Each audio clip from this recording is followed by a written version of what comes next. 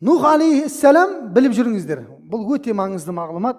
Нух алейхиссалам жер бетіндегі ең алғашы рет Даджалмен қалай ескерткен адам. Жер бетінде ең алғаш рет Даджалмен ескерткен пайғамбар кім екен? Нух пайғамбар, біліп жүріңіздер. Бұл хадисте де келеді пайғамбар саллаллаху алейхи вассалам. Мен де ескертем дейді пайғамбар саллаллаху алейхи вассалам. Бірақ екеуміздікі екі түрлі дейді. Ал қара, қызық басталды.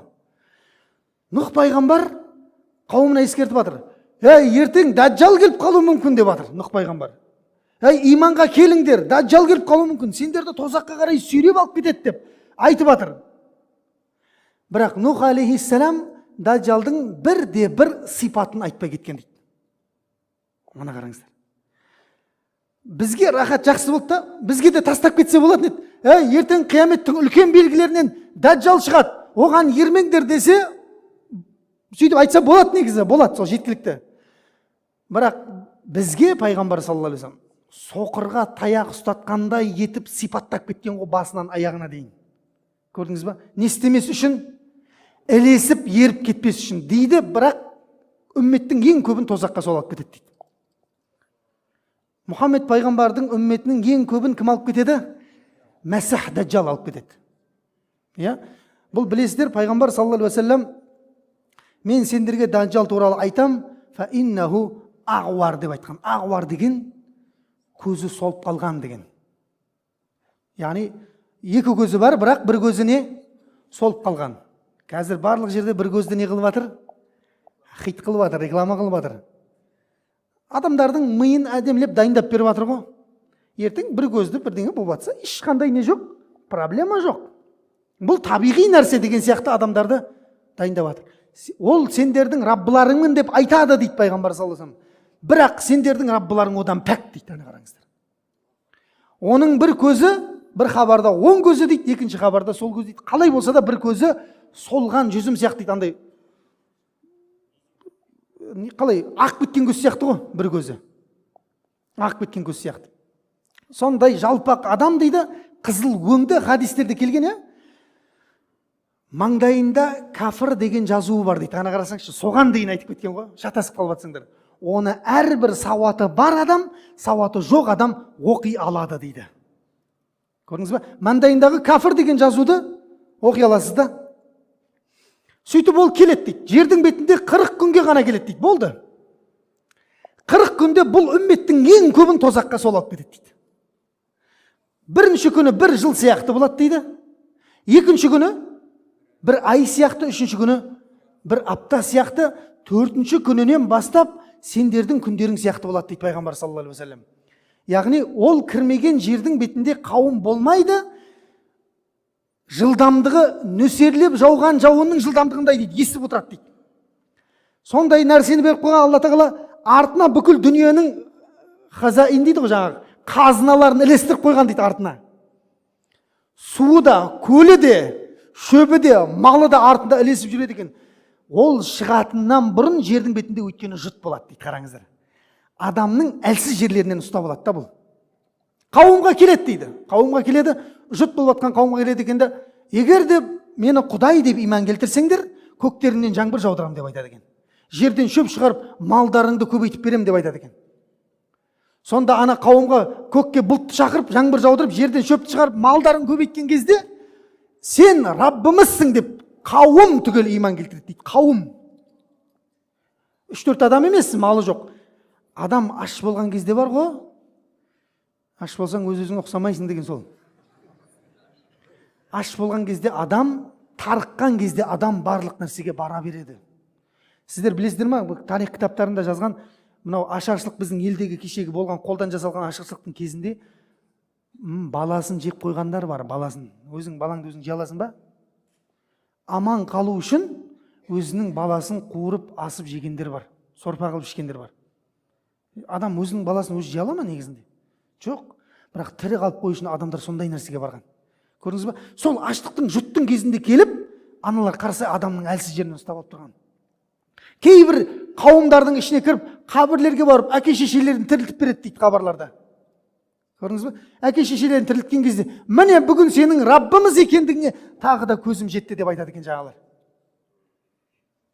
Сондай дәджал деген бұл өтірікші деген, кәззап деген, қазақшаға аударғанда.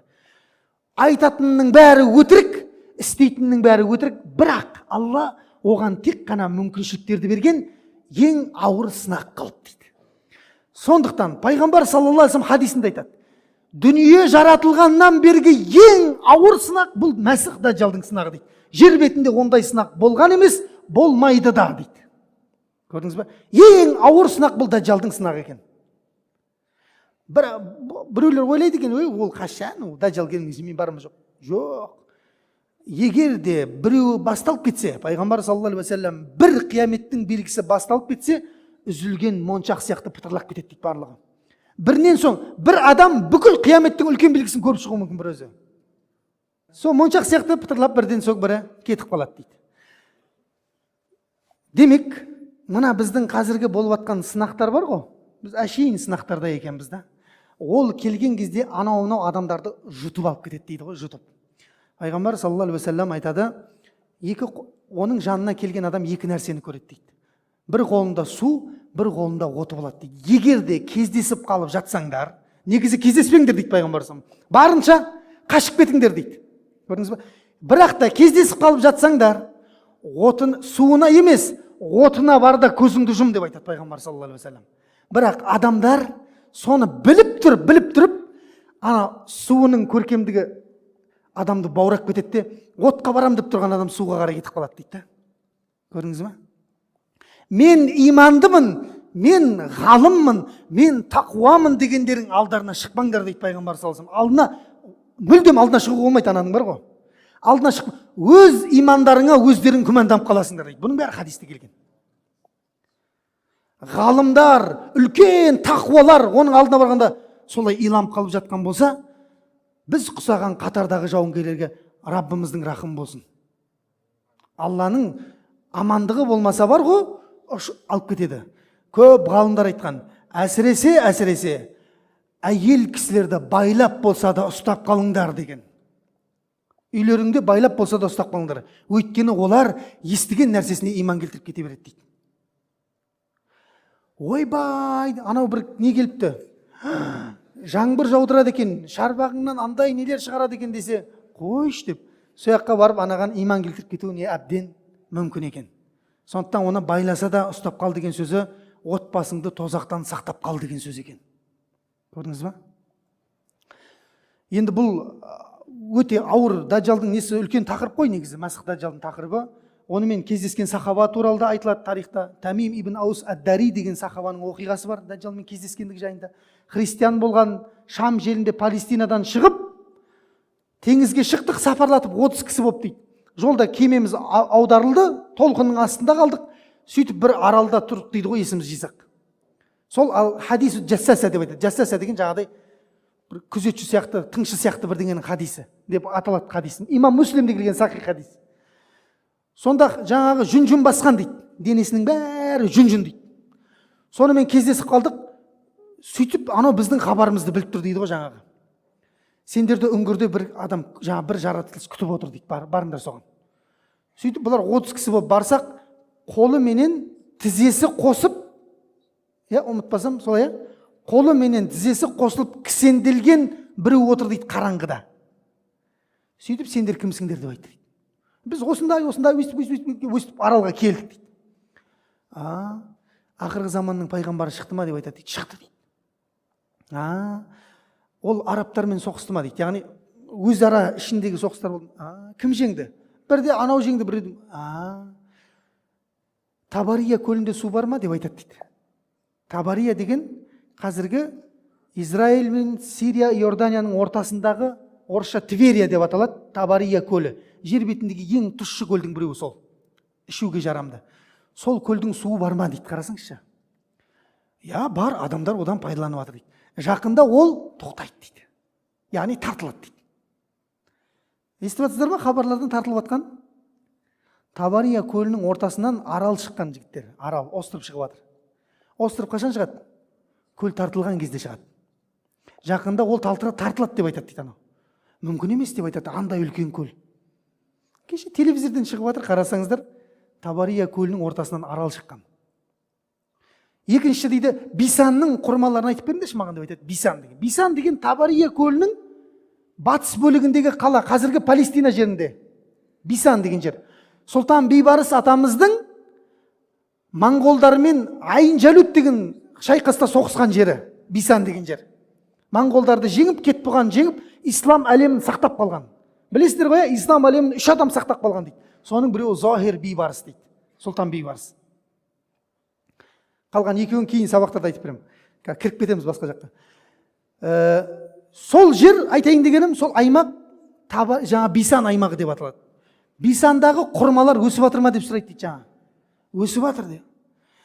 Жақында ол жердің құрмалары жеміс бермейді деп айтады. Дәл қазір интернеттен іздеп неден көрсеңіздер, Бисандағы құрмалар бұталып жатыр қазір ше. Көбісі кесіліп жатыр, көбісі жеміс бермей қалып жатыр. Сол Бисандағы тағы бір бұлақтың суы жайында сұрайды. Сол су, ол жерде су бар ма деп айтады жаңағы. Дәжжал сұрап отыр ғой бәрін. Су бар, адамдар онымен егіндерін суарып жатыр. Ол су жақында тартылып кетеді деп айтады дейді жаңағы Дәжжал. Сол кезде мен шығамын деп айтады дейді.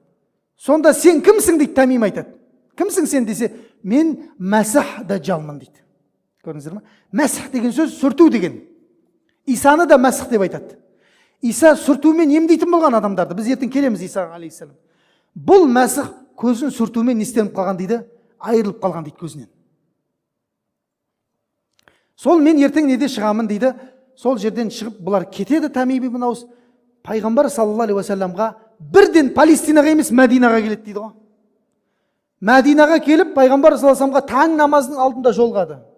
Таң намазының алдында жолығып, Пайғамбар саллаллаху алейхи уассаламға бүкіл болған оқиғасының барлығын айтып береді дейді. Жер бетіндегі тұңғыш сахаба Пайғамбар саллаллаху алейхи уассаламға риуаят еткен дейді.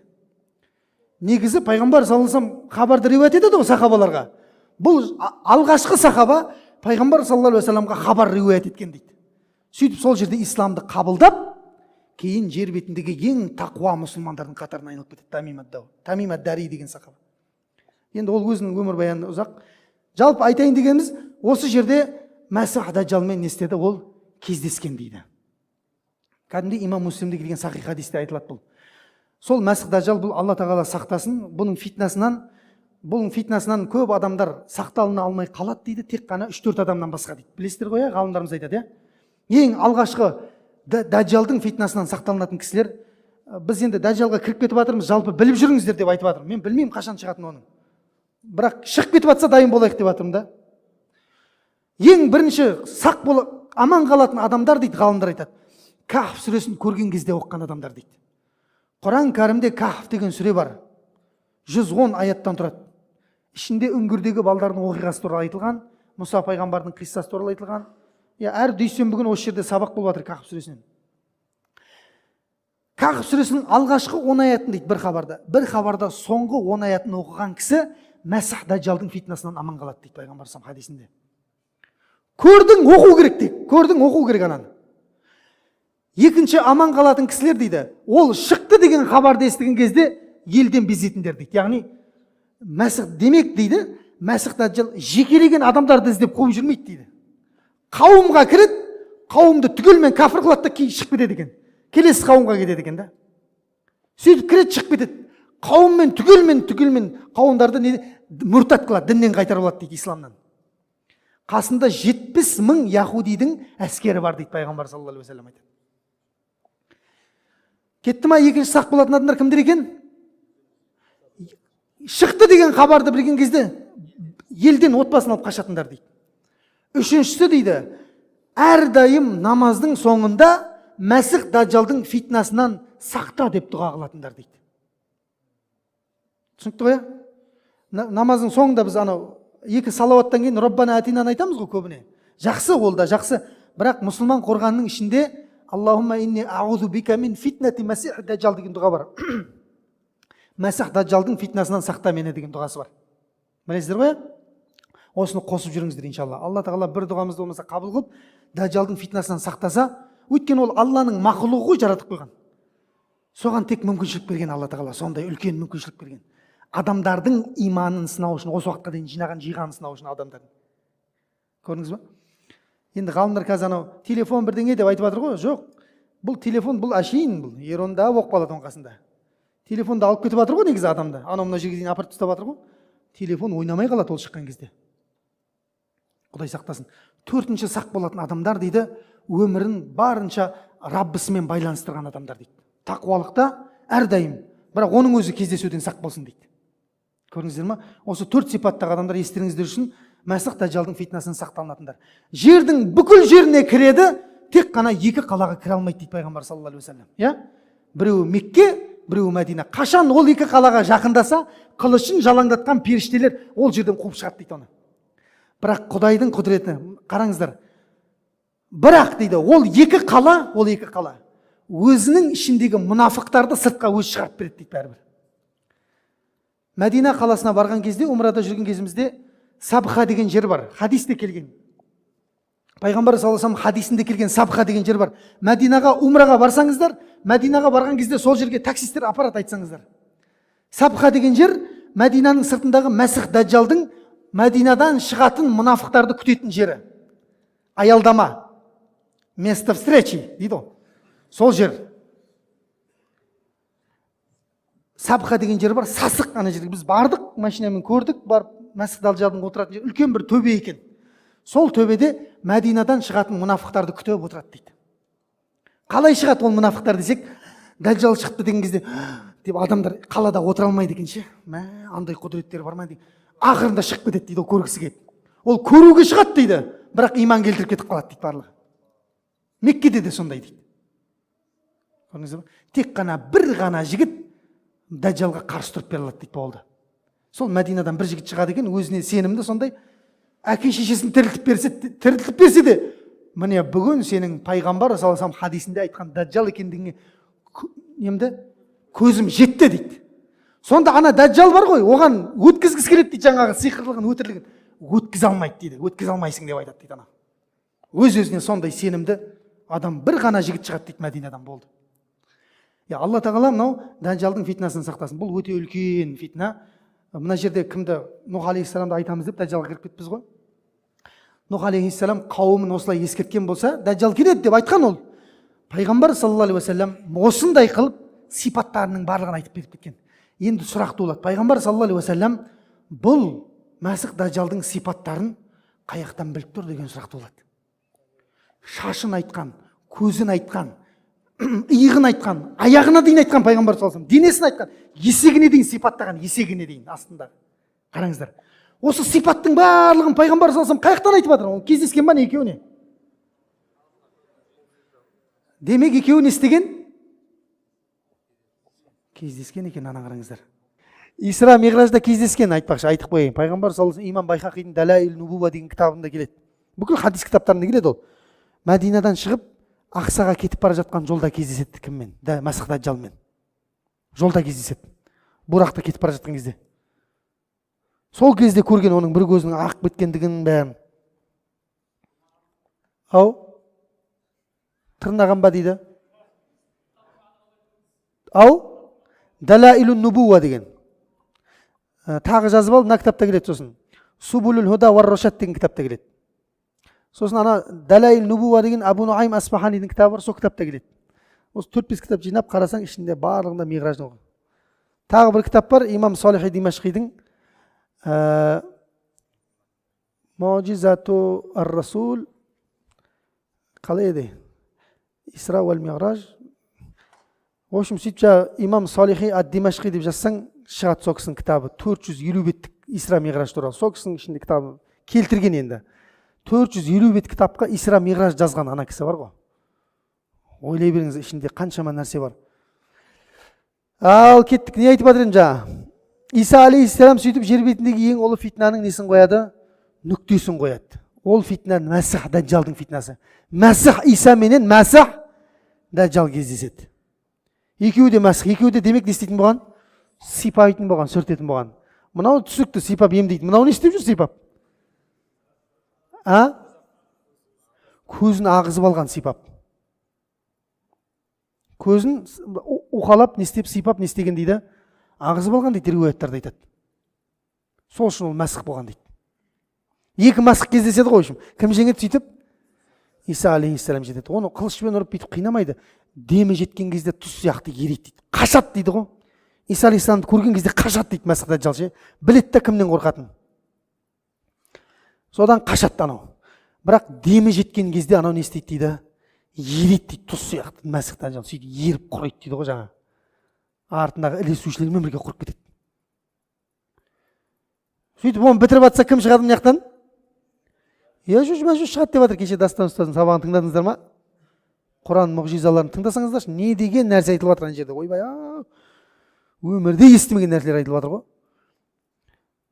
Яжуж мәжуж шығады. Оны да кім тазалайды? Иса алейхиссаламның дұғасы тазалайды. Білесіздер ғой, келіп аспанға Құдайды өлтірдік деп жебе атып, ол жебе қан болып түсіп, кейін ол бұлттан құрт жеп аналар шірейді, жердің беті деген лас болып кетеді. Сөйтіп барып Иса алейхиссалам өмір сүреді, үйленеді, сөйтіп кәдімгідей жерленеді, дүниеден өтеді. Міне ол кісі келеді, оған ешкімнің несі болмасын. Бұл бізде не деп айтады? Сәмаи хабарлар деп айтама, не деп айтады? Ақидада. Ақидада сәмаи хабарлар деп айтады ғой, есту арқылы келетін ақиданың нелері. Соның ішінде айтып кетеді, Иса алейхиссаламға жайлы бап бар, қияметтің белгілері деген бап бар, кітап бар. Соның ішінде бап бар арнайы. Иса алейхиссаламның жерге түсуі деген. Міне сол кісі түседі, біздің үмметке алдына имамдыққа шыға алмайды бірақ.